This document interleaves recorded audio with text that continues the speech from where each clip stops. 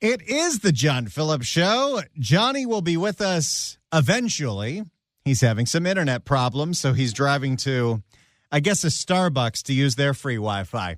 But he'll join us momentarily. In the meantime, it's Randy Wang here. The phone number to join us is 800-222-5222. Up and down the state of California, 1-800-222-5222. You can email us at johnnydon'tlikeshow@gmail.com and search for the John Phillips Show wherever you get your podcasts.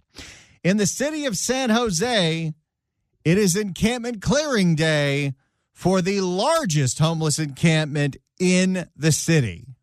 For more, here's KPIX. We begin tonight in San Jose, where the city is getting ready to clear out its largest homeless encampment. A sweep of Columbus Park is set to take place tomorrow, part of San Jose's increasingly hard line when it comes to tackling homelessness. Boy, the difference in leadership just from city to city, a lot of these cities, whether you're talking about Southern California or Northern California, have a lot of the same problems. But you can tell, as difficult as it is to deal with this problem, Matt Mahan is making an effort, and it is making a difference. Today, people in the South Bay were reacting to the city's aggressive approach. John Ramos explains.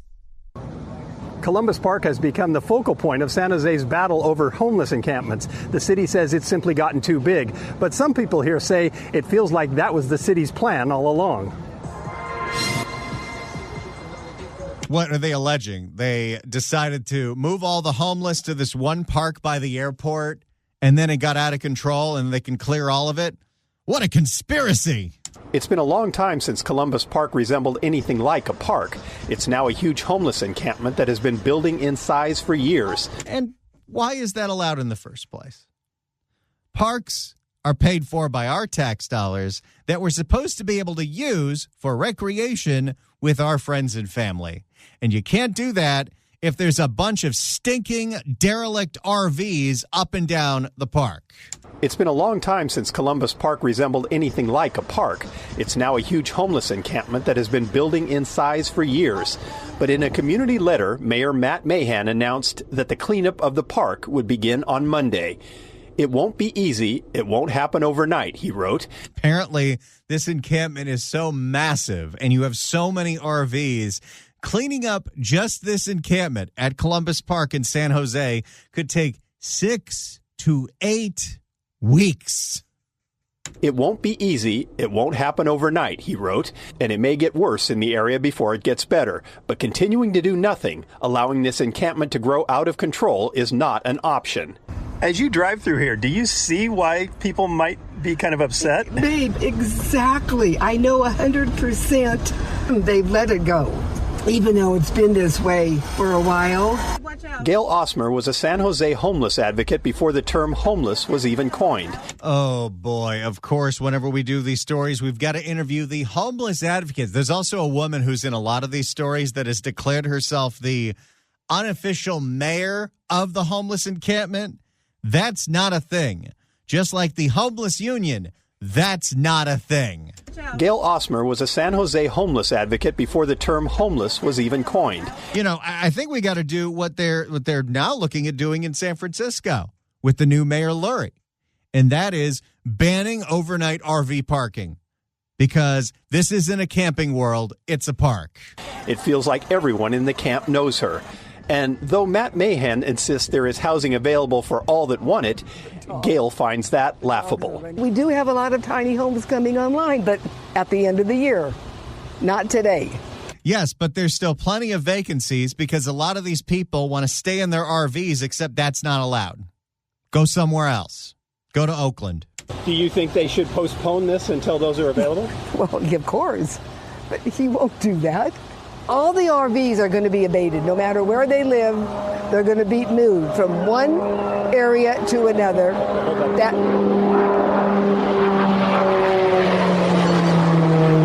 Oh, did we mention this park is right under the airport?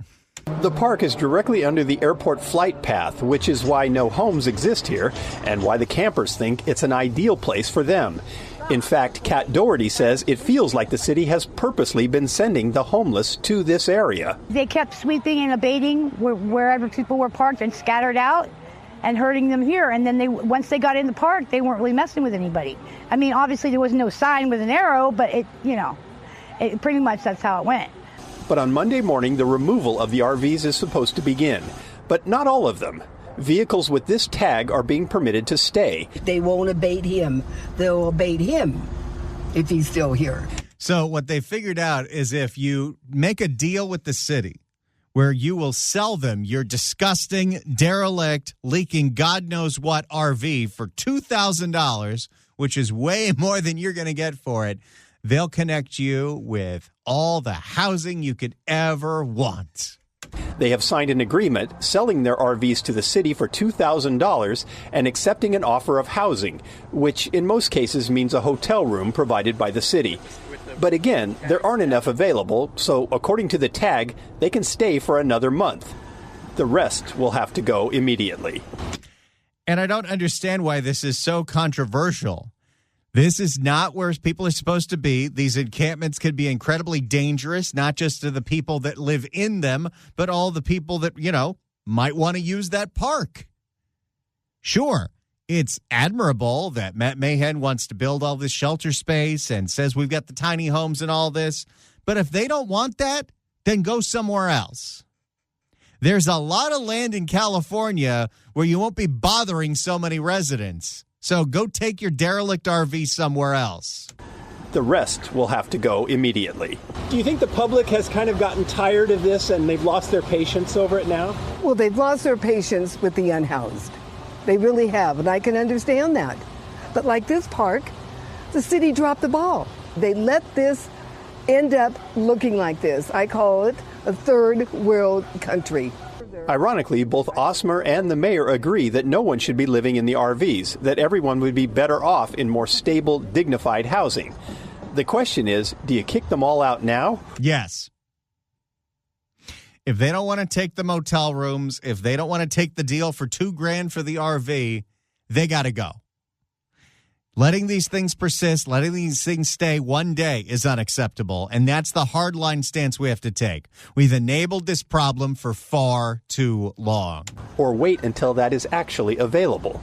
And then, of course, there's the always ever-present question of where exactly are these RVs coming from? Well, based on what happens in Los Angeles, I wouldn't be surprised if this populates in other parts of the state.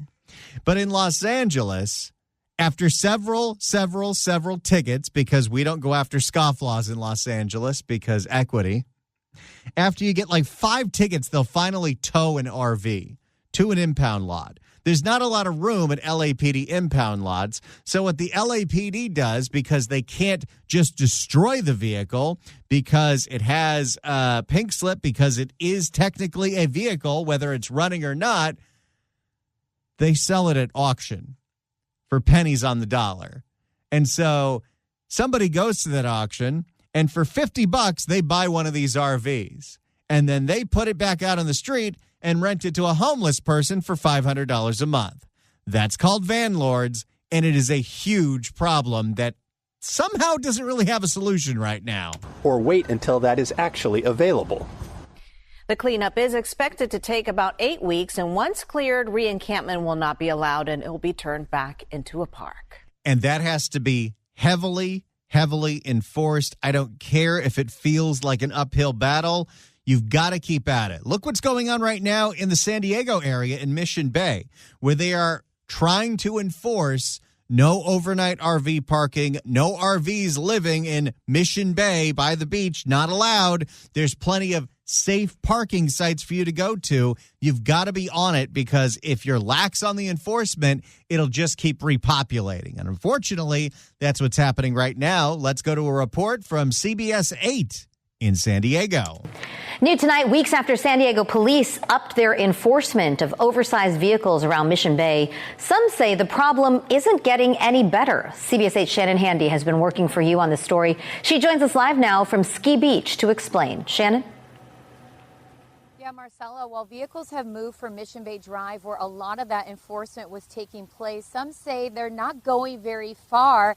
Instead, so they're off Mission Bay Drive, but now they're on the other streets that are close to the beach. Also unacceptable. You've got to have citywide ordinances that are heavily enforced. You cannot park an RV in a city. They are taking over other areas like this parking lot here at Ski Beach.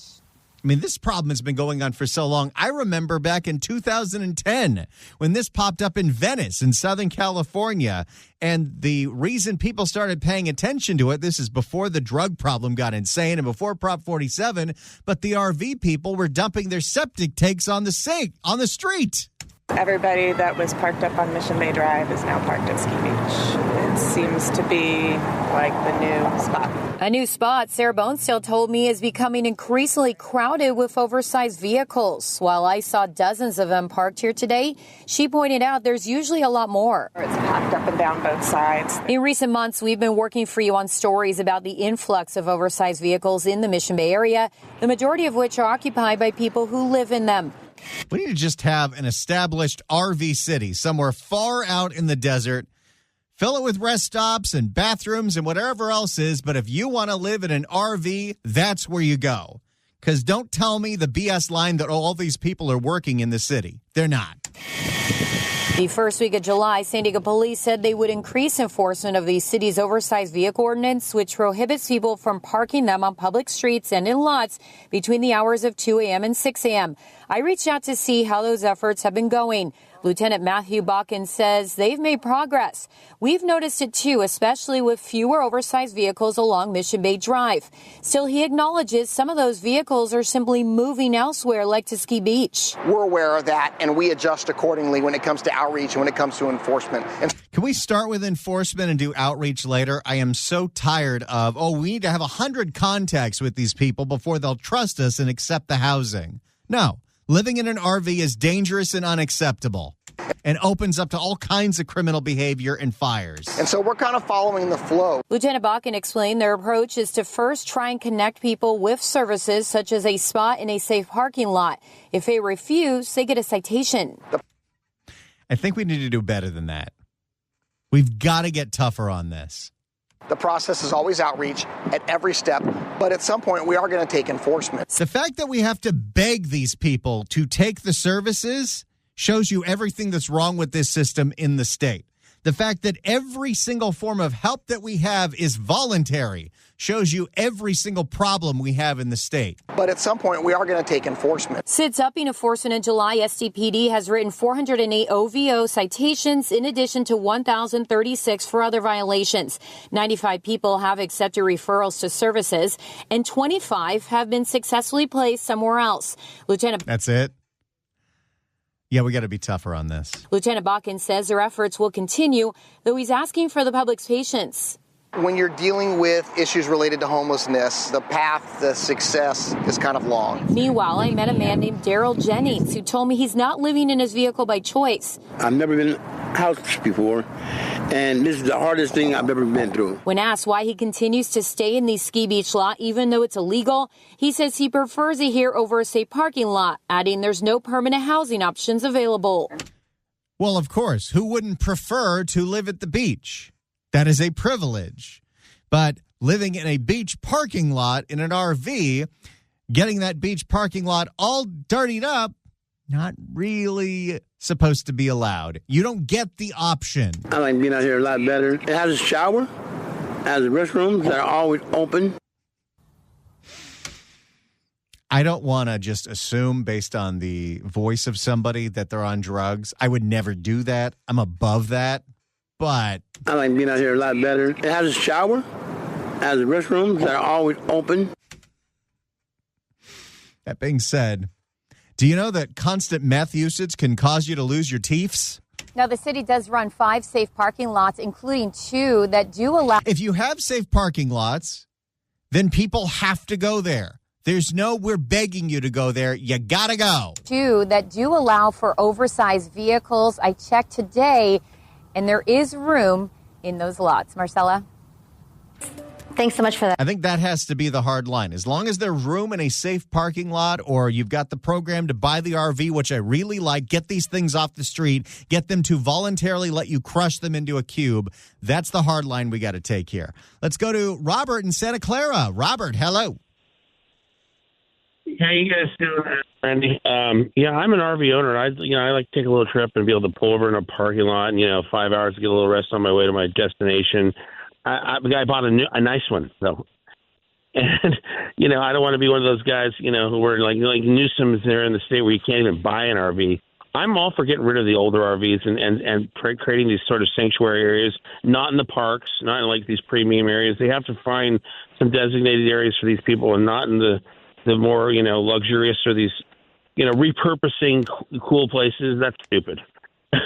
and being harder with these guys is got to happen too. You just can't have them be voluntary or creating drug dens in general. Even in the Stack and Pack little 8-story little prop-ups that they put everywhere, those are turning into drug dens, and they have 2 cars, and they have one in the street and one in the parking lot if they have a parking lot below. There's a lot of problems with this homeless thing, and even $500 a night for the hotel guy. I mean, that should be going to a senior citizen who needs, his senior citizen benefits beefed up from $500 or $600, maybe around $1,100. They can't even live on that. Yeah, we've definitely got to do more about the enforcement for sure. Thanks so much for the call, Robert. Appreciate it. How about this? If the RV doesn't run, it's now blocking the road and it's got to go. It's no longer a vehicle if it doesn't have a working engine. Let's go to Paul in San Francisco. Paul, hello. Yes, my grandmother was homeless after the 1906 earthquake here in San Francisco, but her family, they weren't drug addicts, they weren't alcoholics, they weren't transients, they weren't severely mentally ill. They lived in a tent in a park, and they got on their feet, and that was before welfare, that was before all the safety nets we have today. So my tolerance for 95% of these people is very, very minimal. Oh, I think a lot of people would agree with you on that, and I love that story about your grandmother. A whole bunch of people lost their homes in fires up and down the state over the last few years. They didn't end up in encampments, now did they? Thanks so much for the call, Paul. Appreciate it. If you'd like to email the show, you can do so at johnnydon'tlikeshow@gmail.com. That's johnnydon'tlikeshow@gmail.com. And Randy, if you want to continue listening to us after we sign off at 3, that's easy to do. Like, let's say you're John and you don't know what happened in the first half hour of the show. You can download the podcast. Search for The John Phillips Show wherever you get your podcast, whether it's the Apple Podcast app, iHeart, Spotify. Search for The John Phillips Show. Hit subscribe. You can download all the episodes. You could do what Mr. George Gascon does to himself in the middle of the night by doing a Google on the YouTube. You can get the KABC app. You can get the KSFO app. Search for The John Phillips Show wherever you go. Listen to last week's shows and try to figure out what the context is of this drop that I pulled. That's not a lot of potato chips. 800-222-5222 is telephone number, 1-800-222-5222. And right now it's time to open up the California Crime Blotter. If the cashier is dummy. Questions? And surprise, surprise, this one takes us back to a 7-Eleven.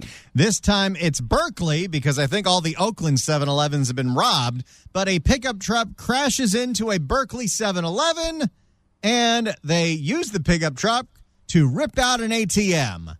It's a story as old as time. For more, here's KTVU, Fox 2. We have an alarm system. We got a call from them. It was a wake-up call the manager of the 7-Eleven on Telegraph Avenue near Parker Street in Berkeley never could have expected. What do you think it's like trying to go to sleep at night when you own and operate a 7-Eleven? Do you sleep? Or do you have to do that in shifts, too? It's almost like these stores may have been safer when they were open 24/7. Because at that point, you'd only get robbed by gunpoint. But when you close the store, you get robbed by pickup truck. Do you realize how bonkers things have gotten where they're looking back at the good old days of getting robbed at gunpoint? Around 3 Sunday morning, thieves smashing a pickup truck right through the front window of the store, which was closed. Oh, they got the old-fashioned alarm bell. Yeah, it's like something straight out of like a movie or like, wow, that's crazy, yeah. They then hooked a chain to the ATM and used the truck to drag it out of the store. What have we told people over and over and over again? Nothing good comes from you having an ATM in 2025. Nope, you are a target. Pulled it 3 times so that they can break it. The manager, who didn't want to be identified, says he fears for his safety, too. Yeah, and it's not like we have to guess why. The manager, who didn't want to be identified, says they made off with thousands of dollars and fled before police got there, leaving the truck and the machine in the middle of the road and a big mess inside the store. It was a really hard morning this morning. Most of the stuff at the grocery section hole, everything is broken right now. The cleanup taking most of Sunday morning with help from Amber Ammons. Do you think if you own and operate a 7-Eleven, you have glass repairmen on speed dial? You should. Can you imagine how much of a pain in the ass it must be to clean up after someone drives a car through the wall? Taking most of Sunday morning with help from Amber Ammons, a supplier who'd stopped by to make a delivery. When I came, I was just like, it just broke my heart. So it's just like they're always so kind to me. They give me lunch and free water. And I was like, why not lend a hand and help them clean this mess up? Because it's sad. She says she's been telling store owners to consider getting rid of their ATMs. I think it's time. Listen to that woman. That's a high risk that you're taking. Because thefts like this have been on the rise, especially along Telegraph. I have this 7-Eleven that's been hit, Ashby Market that's been hit, Queen of Sheba has been hit. And what is Queen of Sheba? It sounds like a strip club. Maybe it's an Indian restaurant. Queen of Sheba has been hit. Well, now I got to look this up. Okay. Well, how about split the difference? It's a restaurant with belly dancers. Queen of Sheba is, well, there's an actual Queen of Sheba, but let's put Berkley. Queen of Sheba. What's a market? Didn't expect that. That's an odd name for a market. They've got a great selection of beverages, snacks, liquor, and beer. It actually has a 5-star review on Yelp. Do they advertise an ATM? I think they used to. Queen of Sheba has been hit, and CVS down the street. All this has people around here watching their backs. So it's when I'm getting off the truck, it's like you have to be aware, watch your surroundings. You gotta be really cautious about people around you, yeah. Now, the good news, the store was able to reopen by late morning. Meanwhile, the investigation is ongoing. Just watch out for the manhole where the ATM used to be. If you have any information, you're urged to call Berkley PD. In Berkeley, I'm John Krinjak, KTV Fox 2 News. So there you go. It seems like every week we've got some story of someone either blowing up an ATM or ripping it out by tying a truck to it. Well, here's what's so frustrating. It's not like there is a rash of, thousands of people who are doing this. I'm sure there's just a handful of people who are doing it. And we refuse to arrest them and put them in prison so they can continue to do it and terrorize everyone. Yeah, you'd think all those license plate reading cameras would catch all this, but most of these people are in stolen cars. And what does Rob Bonta do? He goes after Kia because Kia apparently makes cars that are too easy to steal. You might have a point there. All right, Randy, it's time to reopen the blotter. If the cashier is dummy. Questions? And this one takes us to the yoga studio. What do you know? Something that I would imagine happens a lot more often, but it's not reported, is when people go to an exercise class. There's tons all over Southern California. I'm sure there's tons all over Northern California. And you put your purse, you put your wallet, you put your cell phone in a little cubby in the front, and then you go to the studio. If it's yoga or if it's hot yoga, you're definitely in a completely separate place because your phone will melt in there. Well, a woman in Highland Park pretended like she was going into the yoga class, but she was really going to the cubbies to rob everybody. For more, here's ABC 7 Eyewitness News. A yoga studio in Highland Park releases security video of a woman suspected of breaking into lockers and stealing belongings. At least 2 area yoga studios have been targeted, and Eyewitness News reporter Sophie Flay has the latest. Now, I know you're worried. This is Highland Park. That's Eunices Hernandez territory, but don't you worry. Eunices does not want to criminalize her community. Never has. It's so violating. It's so violating on so many levels. Julia Pratt was doing a meditation class at Kinship Yoga in Highland Park when this woman allegedly stole her belongings and the belongings of 3 other people. They took my wallet with my cash, my ID. They took my car key. They took my phone. It's not the only yoga studio that was targeted. Highland Park Yoga believes the same woman stole items from their customers, too. The owners did not want to go on camera, but they're worried about their safety. Even the yoga studio people won't be shown on TV? Well, maybe they don't want their faces on TV so all their customers won't recognize them and then yell at them. How come you're not watching our stuff while we're paying you $40 an hour for yoga? Well, this is an issue of cats and dogs as far as I'm concerned. The cat burglar came in, well, they were all downward dog. The owners did not want to go on camera, but neighboring businesses have been made aware of the theft. I've heard from the front desk that there's this repeat offender that comes in and steals people's bags from the front. Wait, you let her in twice? You have camera, you know who it is, and someone let her back in. There's not a giant picture on the front desk. Don't let this woman in. She's a thief. She's not here for cat cow. It should be like in the old days if you wrote a bad check at the 7-Eleven and they had your picture hanging on the wall.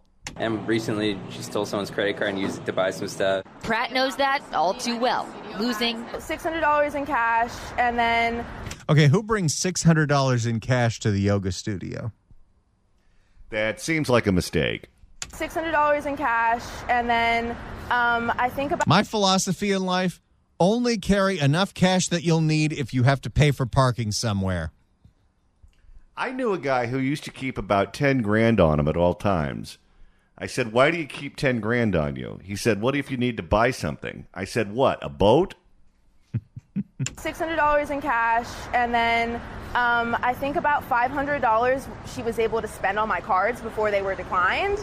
So, yeah, I had, over $1,000 taken from me. By the way, another important thing, in this world of rampant theft, it's really hard to get cash back. If you have credit cards, even if they get stolen, most of the time your credit card company will have your back on that, and those charges won't go through, and they'll refund all the stuff that was stolen. A little extra protection, and you get those Amex points. There you go. So, yeah, I had, over $1,000 taken from me, and that's not including, the cost of my phone and the other stuff prescription medication she took out of my bag. She took her Xanny bars. Oh, you're definitely not getting those back. Both studios say the woman comes in to check in for class, but never actually stays for that class. On Saturday, Why was this allowed to happen more than once? Because not only is the cashier dummy, but so is the front desk girl. If the cashier is dummy. I know the vibe is namaste, but come on. Both studios say the woman... This can destroy your reputation. If people don't feel safe putting their stuff in the cubbies, I don't know what to do. When I go to group exercise class, I don't even bring my wallet with me. I just leave it at home. And then I thought, what happens if I get pulled over for speeding? That is an issue. Both studios say the woman comes in to check in for class, but never actually stays for that class. On Saturday, she pretends to get a cup of water, goes to the back room where people keep their stuff, then spends roughly 6 minutes in the bathroom. When she leaves the bathroom, someone asks her if she's looking for the studio. She says yes, pokes her head in, but leaves. I think bad people can be found anywhere, so I don't think it's a reflection of the neighborhood or the businesses, but it's a pretty bad neighborhood. They elected Ulysses, correct? Yes. Bad people. But it's actually that somebody's figured out, you can target them because they're trusting people there. I've been in contact with the owners and management of both yoga studios who tell me they are increasing the number of cameras. I've also reached out to LAPD. Because, of course, John, cameras solve everything. We know who did it. We know when they did it. What information will the camera give you that you don't already know? If nobody's watching the camera to notice that this woman's loitering around the cubbies instead of being in the classroom doing a tree pose, I don't know how to help you. I've also reached out to LAPD, who is investigating these reports.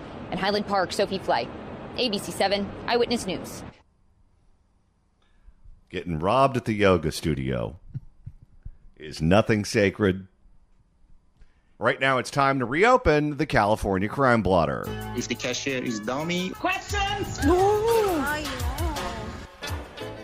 And Randy, this edition takes us to San Jose. San Jose has been cracking down on the amount of smoke shops that are in San Jose. Why? Well, I know it's a stereotype, but some stereotypes have some truth to them. A lot of the smoke shops are selling a lot more than tobacco. You don't say. Some of them are selling things that are illegal, like pot. Let's go to... Wacky tobacco. And when I say pot, I mean illegally grown pot, which they could sell a lot cheaper than the legal pot, which is taxed to hell. For more, here's ABC 7 in the Bay Area. Smoke shops throughout San Jose are highly regulated by city code enforcement to tobacco products only. But word spread that illegal and I'm sure you can get a whole bunch of other stuff. You know what the big thing is right now at smoke shops? Whippets. Selling nitrous oxide. That's where you sniff it? That's where you inhale a little balloon and it gives you some laughing gas like you're at the dentist. That seems like something that would result in brain damage. Yep. But somehow it's kind of legal. But word spread that illegal and dangerous drugs and products like mushrooms and nitrous oxide were being sold at certain locations. An undercover operation revealed the troubling truth. This was large-scale, illegal sales of cannabis products, unregulated, untaxed, and unsafe. This is completely illegal. Like, you think about how much it costs to open up a storefront, and it's not like a cigarette shop. These smoke shops they want you to think they're making most of their money by selling bongs and other water pipes. They're not. They're selling something else. Here's something that's interesting. The state of California can't keep stolen Kias from going through the walls of 7-Elevens. But if you owe them money or you're cutting them out of taxes, man, they are on you like white on rice. This is completely illegal. This is no different than a drug dealer on a street corner selling illegal drugs. 5 employees and business owners were arrested for drug-related crimes in the bust that span San Jose. At Grizzly Smoke Shop and JT Smoke Shop, shown here from Google Maps. These aren't even original names. No, they're not. At Grizzly Smoke Shop and JT Smoke Shop, shown here from Google Maps, as well as Eastside Smoke Shop and McKee Smoke Shop. Councilmember Peter Ortiz raised You know what they should do? They should find out whoever it was that named that massage parlor by the airport, Yum Yum Number 2, and they should pay them to come up with more creative names for their smoke shops. Councilmember Peter Ortiz raised this issue to police, highlighting his ongoing push to clean up city smoke shops. I have been fighting for a citywide moratorium on new smoke shops and tougher regulations on the existing ones. We must protect. And I know California gets a lot of flack on how hard it is to operate businesses here. This is one kind of business I think we should be restricting all over the place because nothing good comes from them. No, but the state of California makes money on them because frequently at these smoke shops, not only do they pay a fortune in taxes for things like cigarettes and other sin taxes, many of them also sell lottery tickets, and the state of California makes money off of that. We must protect our youth, hold bad actors accountable, and keep our neighborhoods safe. In total, officers seized 74 pounds of cannabis products, 40 pounds of psilocybin mushrooms. That's a lot of shroomies. That's more than the produce section at Ralph's.